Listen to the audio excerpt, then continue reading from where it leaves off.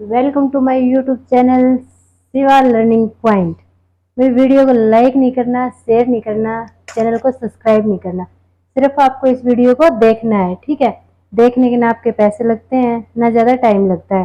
पर अगर आप ये वीडियो बहुत अच्छे से देखेंगे तो मेरी गारंटी है भाई, एग्जाम में जो भी आपका टीचिंग एग्जाम होगा, C TET, S TET, R TET, UP TET, MP TET या फिर टीटर प्लस भी, केवीएस, नेट, मतलब जो भी टीचिंग एग्जाम होगा उसमें इस टॉपिक से पक्का 2-3 क्वेश्चन निकल के आते हैं भाई, ठीक है। आज मैं ये शिक्षण विधियां इतने अच्छे से करवाऊंगी कि आप जिंदगी में कभी भूल ही नहीं पाओगे इनको, ठीक है। तो आज हम टॉपिक पे आते हैं, शिक्षण की विधियां। शिक्षण शिक्षण क्या होता है भाई? जो हम पढ़ते हैं, पढ़ाते हैं, जो हम पढ़ाते हैं वो हमारा क्या है? शिक्षण। अब आप मतलब कि टीचिंग लाइन में हो तो आप शिक्षण की तैयारी कर रहे हो, पढ़ाने की तैयारी कर रहे हो। तो शिक्षण विधियां क्या है कि आप किन किन विधियों से बच्चों को पढ़ाओगे, आप किन किन विधियों से बच्चों को फेस करोगे, उनकी प्रॉब्लम सोल्व करोगे, उनको क्रिएटिवली पढ़ाओगे ताकि वो सीख सकें। तो वो क्या हमारी शिक्षण विधियां हैं। आज हम इन पे डिस्कस करेंगे। मतलब हर टीचिंग एग्जाम में इनसे 2-3 क्वेश्चन पक्का निकल के आते हैं, ठीक है। तो सबसे पहले मैं आपको बता दूं, जो शिक्षण विधियां होती हैं ये 2 टाइप की होती हैं। एक तो होती है शिक्षक केंद्रित, एक होती है छात्र केंद्रित। शिक्षक शिक्षक कौन है भाई? शिक्षक वो है जो पढ़ा रहा है, जो सिखा रहा है, जो आपको आगे चल के बनना है, वो क्या है? वो शिक्षक है। दूसरा होता है छात्र केंद्रित। छात्र केंद्रित क्या होता है? छात्र कौन होते हैं? जो सीख रहे हैं, सीखने वाले छात्र केंद्रित है। तो जिसमें शिक्षक पर ध्यान रहे वो तो हमारी शिक्षक केंद्रित होगी, और जिसमें छात्र पर ध्यान रहे वो हमारी छात्र केंद्रित होगी। भाई जो पहली हमारी परंपरागत विधियां थी वो हमारी सारी शिक्षक केंद्रित थी, क्योंकि टीचर डंडा लेके बच्चों को मारते थे, ठीक है। मतलब कि मेन फोकस टीचर पे ही रहता था, टीचर ही बच्चों को अपने हिसाब से पढ़ाते थे। पर आज जो मॉडर्न टाइम है उसमें जो छात्र केंद्रित विधियां हैं उसको इम्पोर्टेंस दी जाती है। स्कूलों में छात्र केंद्रित विधियां लागू करवाई जाती हैं, ठीक है। तो आज एक एक करके इनके बारे में पढ़ेंगे। एग्जाम में इनसे बाहर कोई विधि नहीं आएगी, ये टोटली सारी विधियों का निचोड़ है, ठीक है। अब हम जल्दी जल्दी पढ़ते हैं ताकि जो वीडियो ज्यादा लंबा ना हो। तो सबसे फर्स्ट हमारा व्याख्या विधि। व्याख्या जैसा कि इसके नाम से ही पता चलता है, व्याख्या विधि क्या होता है कि किसी भी चीज की व्याख्या करना, ठीक है। अब जैसे मैं पढ़ा रही हूँ, आप सुन रहे हो, मैं पढ़ा रही हूँ, आप सुन रहे हो, आपकी कोई एक्टिविटी नहीं है, तो इसमें क्या है? मैं प्रधान हुई ना, मैं शिक्षक हूँ, मैं पढ़ा रही हूँ तो मैं प्रधान हुई। ये विधि कौन सी है? शिक्षक केंद्रित होती है। तो शिक्षक केंद्रित विधि में क्या होता है कि टीचर पढ़ाता है और बच्चे मुंह होकर सुनते हैं, सिर्फ सुनते हैं, उनकी कोई एक्टिविटी नहीं होती। तो ये हमारी हो गई व्याख्या विधि, ठीक है। उसके बाद आती है वीडियो प्रस्तुति विधि। अभी पीछे जैसे सरकार ने एज सेट का सिस्टम स्टार्ट किया था कि बच्चों को भाई स्कूल में टेलीविजन वगैरह दिखा के उनका मतलब क्रिएटिविटी तरीके से उनको पढ़ाया जाए। पर वो क्या हुआ? वो एक बोरिंग मेथड बन गया। क्यों? टीचर बच्चों को लेके जाते हैं, उनको आराम से बिठा देते हैं, वहां पे वीडियो चला देते हैं, ठीक है। वो वीडियो चलता रहता है, बच्चे निष्क्रिय होकर बैठे रहते हैं, ठीक है। तो उसमें क्या है? उसमें शिक्षक केंद्रित हुआ, वो शिक्षक केंद्रित होता है, बच्चों का उसमें कोई रोल नहीं होता, बच्चों को सिर्फ वो देखना होता है। शिक्षक ही उसमें मतलब जो चीजें समझ में नहीं आती वो शिक्षक समझा देता है, बच्चे एक्टिव नहीं रहते भाई उसमें, ठीक है। तो ये भी शिक्षण की शिक्षक केंद्रित विधि है। उसके बाद आता है प्रयोग प्रदर्शन विधि। प्रयोग प्रदर्शन, यहाँ पे इन नामों में कोई कंफ्यूज नहीं होना है भाई। एक प्रयोग विधि छात्र केंद्रित में भी है और प्रयोग प्रदर्शन विधि शिक्षक केंद्रित में है। तो प्रयोग प्रदर्शन, प्रयोग प्रदर्शन क्या है कि प्रयोग का प्रदर्शन कर रहा है टीचर। जैसे कि कोई भी साइंस का टीचर है, कोई फार्मूला बता रहा है बच्चों को, कुछ एक्सपेरिमेंट करके दिखा रहा है, तो क्या है कि सिर्फ टीचर ही करके बता रहा है कि इसमें ये मिलाने से ये होगा, इसमें ये मिलाने से ये होगा सॉरी भाई। तो क्या है मतलब कि टीचर है, टीचर ही केंद्रित है, वो बच्चों को नहीं करने दे रहा है, खुद ही उस चीज का प्रदर्शन कर रहा है, खुद ही एक चीज में दूसरी चीज मिला के बच्चों को दिखा रहा है। तो वो क्या होगी? प्रयोग प्रदर्शन विधि होगी। और वो किस पे केंद्रित होगी? शिक्षक केंद्रित, क्योंकि सारे काम तो शिक्षक ही कर रहा है, बच्चे तो आराम से बैठ के देख रहे हैं। अगर बच्चे खुद अपने हाथ से करेंगे तो वो प्रयोग विधि में आएगा, वो छात्र केंद्रित हो जाएगी। मगर यहाँ पे क्या है? प्रयोग प्रदर्शन विधि है। तो एग्जाम के टाइम पे अगर ऐसा क्वेश्चन आएगा तो कंफ्यूज नहीं होना है प्रयोग प्रदर्शन में और प्रयोग विधि में, ठीक है। प्रयोग विधि वो होगी जिसमें बच्चा अपने हाथ से करके सीखता है, और प्रयोग प्रदर्शन विधि वो है जिसमें टीचर अपने हाथ से करके बच्चों को दिखाता है, ठीक है। बच्चे सिर्फ निष्क्रिय वस्तु बन के बस बैठे देखते रहते हैं, बाकी वो कुछ करते नहीं है। तो ये होगी हमारी प्रयोग प्रदर्शन विधि, ये भी शिक्षक केंद्रित होती है। उसके बाद आता है प्रश्नोत्तर विधि। प्रश्नोत्तर विधि देखो भाई, ये भी दो टाइप की होती है, एक तो छात्र केंद्रित होती है, एक शिक्षक केंद्रित होती है। तो जो शिक्षक केंद्रित होती है उसमें क्या होता है कि इसमें मतलब किसी भी लेसन की व्याख्या कर दी, टीचर ने व्याख्या कर दी, उसके बाद जो पर्सन हुए वो टीचर ने खुद ही पुटअप करके बता दिया बच्चों को कि हाँ भाई इस पर्सन का ये उत्तर लिख लो, इस पर्सन का ये उत्तर लिख लो, मतलब रटे रटाए उत्तर लिखवा दिया उसने। वो जो प्रश्नोत्तर विधि है वो हमारी शिक्षक केंद्रित होगी, क्योंकि उसमें छात्रों का कोई रोल नहीं है, छात्रों ने क्वेश्चन सर्च नहीं किए हैं। अगर यही प्रश्नोत्तर विधि, अगर इसमें छात्र सर्च करेंगे, मतलब टीचर ने लेसन करवा दिया और कोई भी क्वेश्चन दे दिया टीचर ने, और बच्चों को बोलेगा कि इस लेसन में से इसका उत्तर निकाल के दिखाओ, तो वो हमारे छात्र केंद्रित होगी, क्योंकि उसमें बच्चे एक्टिव हैं। ठीक है, पर ये जो प्रश्नोत्तर विधि है इसमें क्या होता है कि टीचर बच्चों को रटे रटाए उत्तर करवाता है। तो ये जो प्रश्नोत्तर विधि है इसमें सिर्फ शिक्षक केंद्रित रहता है और बच्चे हैं वो निष्क्रिय होकर लिखते रहते हैं। ठीक है, तो ये प्रश्नोत्तर विधि होगी शिक्षक केंद्रित। उसके बाद आती है बड़े समूह शिक्षण विधि, मतलब कि कक्षा में मान लो बहुत सारे बच्चे हैं, ठीक है, उनका एक साथ शिक्षण करवाना है, तो टीचर क्या करता है, आया ब्लैक बोर्ड पे वर्क करवाया थोड़ा बहुत, या फिर बुक से ऐसे व्याख्या वगैरह करवाई और फिर चला गया। मतलब कि बड़े समूह का जो शिक्षण करवाता है उसमें भी शिक्षक केंद्रित होता है, क्योंकि वो प्रत्येक बच्चे से ना ही तो कोई वर्क करवाता है, ना ही प्रत्येक बच्चे से पूछता है, मतलब हर बच्चा क्लास में एक्टिव नहीं रहता। जो बड़े समूह होते हैं तो टीचर का ध्यान भी सभी बच्चों पे नहीं होता, कोई कहीं पे खेल रहा है, किसी का ध्यान बाहर की साइड है, कोई बाहर देख रहा है, कोई फोन में लगा हुआ है। तो क्या है, जो बड़े समूह होते हैं उसमें भी मतलब बच्चे पूरा प्रॉपरली ध्यान नहीं दे पाते, और वो विधि भी शिक्षण केंद्रित होती है। ठीक है, उसके बाद आते हैं ऐतिहासिक विधि। ऐतिहासिक विधि को परंपरागत विधि भी कहते हैं, मतलब कि जैसे कि हिस्ट्री को ले लो, हिस्ट्री में अगर हमें हिस्ट्री के पीछे इतिहास देखना है तो टीचर बता देगा हाँ भाई पहले ऐसे ऐसे हुआ था और अब ऐसे हो रहा है, क्योंकि टीचर ने उसका इतिहास बता दिया। तो ये ऐतिहासिक विधि बोल लो या इसको परंपरागत विधि बोल लो, ये भी किस पे है, शिक्षक केंद्रित है। और इसको ऐतिहासिक विधि को एक रटन विधि भी बोलते हैं, इसको क्या बोलते हैं, रटंत विधि भी बोलते हैं। मतलब कि टीचर ने रटा दिया बच्चों को। ठीक है, जो वर्षों से टीचर बच्चों को रटवाते आ रहे हैं वो ही आगे आने वाले टीचर ने बच्चों को रटवा दिया, तो वो रटंत मेथड हो गया, परंपरागत मेथड हो गया। तो वो भी क्या हो गया, वो शिक्षक ही केंद्रित हो गया, क्योंकि बच्चों ने तो जो लिखे लिखा उत्तर थे उनको रट लिया, बस उन्होंने समझने की कोशिश नहीं की, रट लिया उनको। तो ये हो गया हमारी शिक्षक केंद्रित। एक बार फिर से देख लेते हैं शिक्षक केंद्रित कौन सी है। व्याख्या विधि, वीडियो प्रस्तुति विधि, इसको ओनली प्रस्तुति विधि भी आ जाता है, कई बार एग्जाम में आ जाता है कि प्रस्तुति विधि छात्र केंद्रित है या शिक्षक केंद्रित है, और इस टाइप से आ जाता है। फिर आ जाता है प्रयोग प्रदर्शन विधि, ये भी शिक्षक केंद्रित है।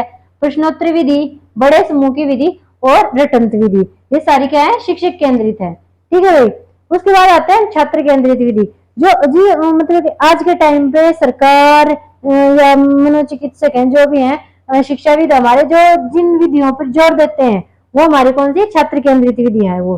तो इसमें सबसे फर्स्ट आता है अनुसंधान विधि। अनुसंधान को क्या बोलते हैं, खोज विधि भी बोलते हैं। अनुसंधान को क्या बोलते हैं हम, खोज विधि भी बोलते हैं। तो खोज करना मतलब किसी भी चीज को खोजना, जैसे कि अभी मैंने बताया था इसमें कि प्रश्नोत्तर विधि में टीचर उत्तर रटवा देता है बच्चों को।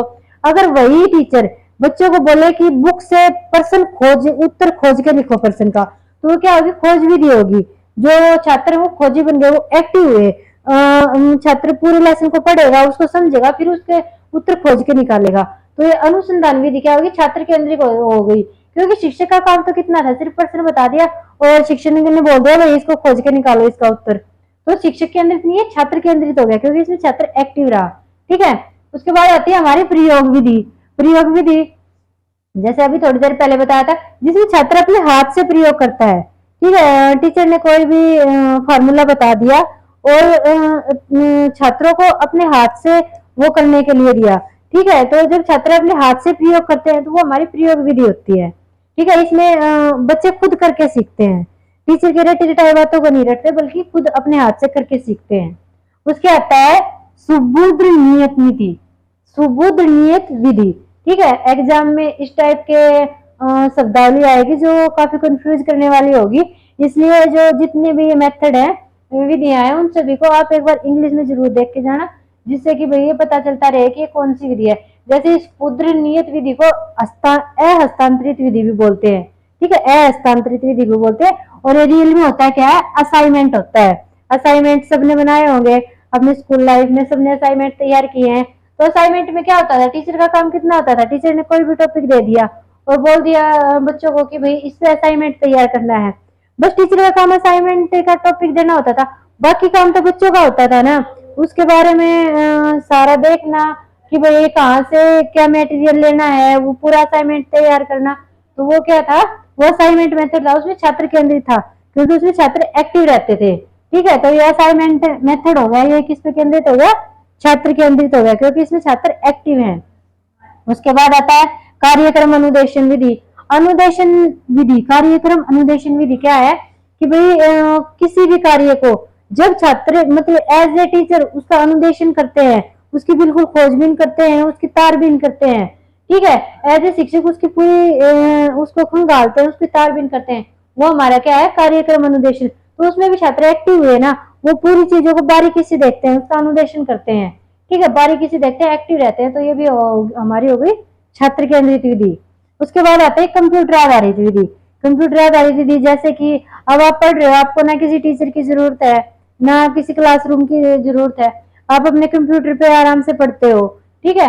तो वो कंप्यूटर आधारित विधि में टीचर की आवश्यकता नहीं है ना, तो छात्र केंद्रित होगी। जब छात्र का मन करता है तब पढ़ता है, तो उसमें किसी टीचर की आवश्यकता नहीं होती, किसी चीज की आवश्यकता नहीं होती।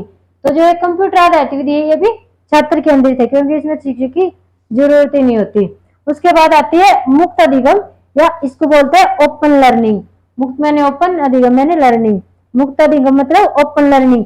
जैसे जो ओपन स्कूल है, 12th ओपन से कर लिया, BA डिस्टेंस से कर ली, तो ये इसमें ना स्कूल में जाने की जरूरत होती, ना कॉलेज में जाने की जरूरत होती। ये बच्चे घर से ही अपने खुद की तैयारी करके एग्जाम देते हैं, अपनी खुद की स्टडी करते हैं, किसी टीचर की जरूरत नहीं होती, किसी की गाइडेंस की जरूरत नहीं होती, ठीक है। तो वो हमारा क्या है, मुक्त अधिगम। उसमें छात्र खुद करके सीखता है, खुद पढ़ता है, खुद चीजों को समझता है, तो छात्र केंद्रित होगी। तो मुक्त अधिगम भी कौन सी होगी, छात्र केंद्रित। एक बार दोबारा देख लेते हैं छात्र केंद्रित को। तो अनुसंधान विधि, जिसको हम खोज विधि भी बोलते हैं, जिसमें बच्चा एक खोजी की तरह व्यवहार करता है। दूसरा है प्रयोग विधि, जिसमें बच्चा खुद करके सीखता है। फिर है सुबुद्ध नियत विधि, जिसको अहस्तांतरित विधि या फिर असाइनमेंट भी बोलते हैं, जो आप सबने तैयार की होगी 12th तक। उसके बाद आता है कार्यक्रम अनुदेशन, जिसमें बच्चा किसी भी कार्य का अनुदेशन करता है, उसकी तारबीन खोजबीन करता है। उसके बाद है कंप्यूटर आधारित विधि, जैसे कि आप यूट्यूब से पढ़ाई कर रहे हो तो कंप्यूटर आधारित विधि है। उसके बाद आता है मुक्त अधिगम विधि, जिसमें कि ना किसी स्कूल की जरूरत पड़ती है, ना किसी कॉलेज में जाने की जरूरत पड़ती है, बच्चा खुद से पढ़ता है, खुद से सीखता है, ठीक है। तो क्या होगी हमारी छात्र केंद्रित विधि। तो भाई जो ये विधियां थी, ये हमारी मतलब कि ये लगा लो नेट लेवल तक की है, ठीक है, क्योंकि इसमें ज्यादातर बड़े बच्चों का जिक्र किया गया है, ठीक है, क्योंकि छोटा बच्चा ना तो खुद सीख सकता है, खुद तो सीख ही नहीं सकता छोटा बच्चा, शिक्षक पे केंद्रित रहता है, ठीक है, चाहे वो किसी भी मेथड से सीखे, पर उसको शिक्षक की जरूरत होती है। तो ये थी, ये हमारे नेट लेवल की थी, ये TGT PGT लेवल की थी ये वाली। अब आते हैं PRT लेवल की, और इसमें TGT भी मिक्स है, ठीक है। तो उसमें आती है निगमन विधि। सबसे पहले आती है निगमन विधि। जो निगमन विधि है ये भी वैसे शिक्षा केंद्रित ही बोलते हैं निगमन विधि को भी। निगमन विधि में क्या होता है कि जो शिक्षक होता है वो बच्चों को पहले नियम बता देता है, ठीक है, जो शिक्षक होता है वो बच्चों को नियम बता देता है। जैसे कि मैथ का टीचर है, मैथ के टीचर ने सूत्र बता दिया बच्चों को, और सूत्र बता के फिर उसने सम सोल्व करने को दिए, तो बच्चों को सूत्र याद है, उसने सूत्र रट लिया है, उसने मान लो साधारण ब्याज का सूत्र रट लिया है, फिर उसको समस्या दी टीचर ने, उसको सवाल दिया, तो वो रटे रटाए मेथड से उनको निकाल लेगा, ठीक है। उसने बच्चे ने ना अपना खुद का दिमाग लगाया, कुछ नहीं लगाया, उसने सिर्फ नियम को रट लिया, और फिर जब टीचर ने सम दिया तो उसने उसको निकाल लिया। उसने बच्चे का कोई खुद का दिमाग नहीं लगा, उसने सिर्फ रटन विधि का प्रयोग किया। तो इसमें क्या है, शिक्षक की अनुदेश विधि है, ठीक है। उसके बाद आता है आगमन। देखो ये यहाँ पे आगमन विधि, जो आगमन विधि है निगमन विधि के बिल्कुल अपोजिट है। ये शिक्षक केंद्रित है, तो आगमन विधि छात्र केंद्रित है। भाई छात्र केंद्रित क्यों है, इसमें पहले टीचर उदाहरण देता है, ठीक है। इसमें टीचर पहले उदाहरण देता है, जैसे कि बच्चों को बताता है कि भाई एक व्यक्ति ने 100 रुपए ब्याज पे दिए, 2 रुपए सैकड़ा के हिसाब से ब्याज पे दिए, इतने समय के लिए दिए, और फिर इसका ब्याज कितना हुआ। फिर ऐसे ही 2-4 सवाल और देता है। फिर जब बच्चे उसको निकालते हैं तो एक मेथड निकल के आता है, एक नियम निकल के आता है। ठीक है। फिर टीचर बच्चों को बताता है कि देखो इस टाइप के जब आप सम कर रहे हो तो सारे सम से ये मेथड निकल के आता है, तो इसका मतलब ये इसका सूत्र है। ठीक है। तो बच्चों ने क्या है, खुद करके सीखा है। उन्होंने उदाहरण से उस चीज को निकाला है, उदाहरण से सूत्र को निकाला है। तो ये हमारा क्या होगा, आगमन विधि हो गया। और ये छात्र केंद्रित है क्योंकि बच्चे ने खुद करके सीखा है, बच्चे ने कोई रटन विधि का यूज नहीं किया है। जैसे निगमन विधि में उसने सूत्रों को रट लिया था, ऐसे उसने सूत्रों का यूज नहीं किया है, उसने बहुत सारे उदाहरणों से खुद निकाला है, सूत्र को खुद निकाला है। तो ये छात्र केंद्रित विधि है। ठीक है भाई। उसके बाद आती है हमारी विश्लेषण और संश्लेषण विधियां। ये 4 विधियां हैं, सॉरी 4 नहीं, ये 5, किंडरगार्टन को भी इसमें शामिल कर लो। ये 5 विधियां जो प्राइमरी लेवल पर बहुत ज्यादा पूछी जाती है। ठीक है। उसके बाद आती है विश्लेषण विधियां। विश्लेषण क्या है, किसी भी चीज को तोड़ना, तोड़ तोड़ के टुकड़ों में सीखना, वो चीज क्या होगी हमारी विश्लेषण। कोई भी समस्या है, ठीक है, उस समस्या को तोड़ के उसके अलग अलग पार्ट कर दिए, ठीक है, वो हमारी क्या होगी विश्लेषण। और फिर विश्लेषण को पूरी करने के लिए संश्लेषण विधि होती है। संश्लेषण का मतलब है जोड़ना, जो हमने पार्ट तोड़े थे फिर उनको जोड़ा। ठीक है। पहले हमने समस्या को तोड़ के पार्टों में डिवाइड किया, फिर उसका सॉल्यूशन निकालने के लिए उन सारे पार्ट को जोड़ दिया। तो विश्लेषण और संश्लेषण एक दूसरे की पूरक विधियां हैं। ठीक है। विश्लेषण और संश्लेषण एक दूसरे की पूरक विधियां हैं। इसमें पहले विश्लेषण होता है फिर संश्लेषण होता है, क्योंकि हम जोड़कर तो तोड़ेंगे नहीं, तो तोड़कर ही जोड़ेंगे चीजों को। तो पहले विश्लेषण होता है, उसके बाद संश्लेषण होता है।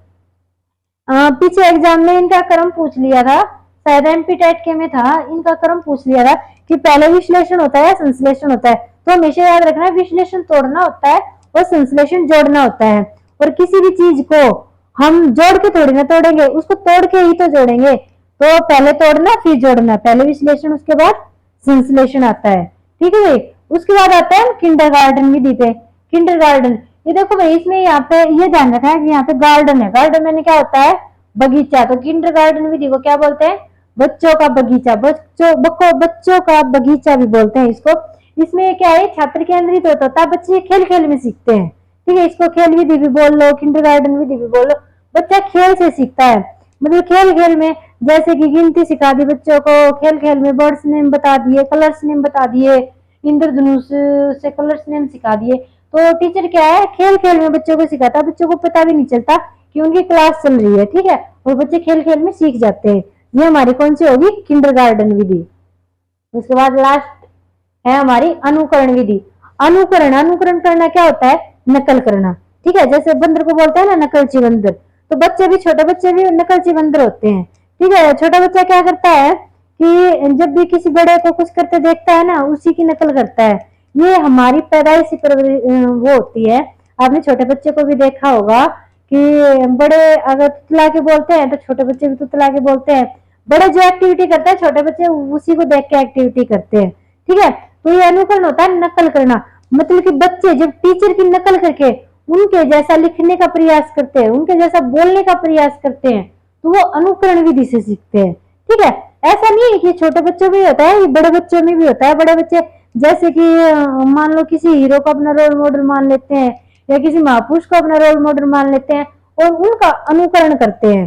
ठीक है। उनकी तरह वो चलते हैं, रहते हैं, उनकी तरह वो खुद को वो करते हैं, तो वो उनका अनुकरण करते हैं। ठीक है। ये छोटे बच्चों में नहीं, बड़े बच्चों में भी होता है। तो अनुकरण विधि क्या होगी, नकल करना, मतलब नकल करके सीखना होगी हमारी अनुकरण विधि। ठीक है। एक बार फिर देख लेना भाई, निगमन विधि। निगमन विधि होता है जिसमें पहले नियम देते हैं, बाद में उदाहरण देते हैं। इसको ऐसे इजीली भी याद कर सकते हो, नी से ही नियम होता है, नी से ही निगमन होता है। ठीक है। तो जिसमें पहले नियम आए वही निगमन विधि है। फिर विश्लेषण हो गया तोड़ना, और संश्लेषण हो गया जोड़ना। ठीक है। फिर प्रोजेक्ट विधि। प्रोजेक्ट विधि में क्या है कि बहुत सारे बच्चों का समूह बना लिया, ठीक है, और उनको कोई भी वर्क दे दिया करने के लिए कि हाँ भाई तुम्हें ये वर्क कंप्लीट करना है। मान लो बच्चों को दे दिया कि तुम्हें ये देखना है कि तुम्हारे मोहल्ले में मतलब पानी की समस्या को दूर करने के लिए तुम क्या क्या कर सकते हो। ठीक है, वो पूरा प्रोजेक्ट मिलेगा। हर छात्र समूह में कार्य करेंगे, वो देखेंगे कि हाँ भाई वो पानी की समस्या को दूर करने के लिए क्या क्या कर सकते हैं, सारे बच्चे अपनी राय देंगे। ठीक है, वो एक प्रोजेक्ट में काम कर रहे हैं, तो ये हमारी होगी प्रोजेक्ट विधि। फिर आगमन विधि, आगमन विधि में क्या है, पहले उदाहरण दिया उसके बाद नियम समझाया, वो हमारी हो गई आगमन विधि। फिर किंडरगार्टन विधि, किंडरगार्टन बच्चों का बगीचा, फॉरवेल लेने से प्यार से सींचा। मतलब ये एक वाक्य है, इसको आप इससे याद कर सकते हो, किंडरगार्टन बच्चों का बगीचा, फॉरवेल ने इसे प्यार से सींचा। मतलब किंडरगार्टन विधि किसने दी थी, फॉरवेल ने दी थी। ठीक है, उसके बाद आती है अनुकरण विधि। अनुकरण विधि क्या होता है, अनुकरण विधि होता है नकल करके सीखना। ठीक है भाई, तो ये हमारी थी शिक्षण विधियां। इनको ना वीडियो को लाइक करने की जरूरत है, ना शेयर करने की जरूरत है, ना चैनल को सब्सक्राइब करने की जरूरत है। सिर्फ आप इन वीडियो को देख लेना, और एग्जाम में इनमें से पक्का 2 से 3 क्वेश्चन आएंगे, ये मेरी गारंटी है। और जय हिंद, राम राम, वंदे मातरम।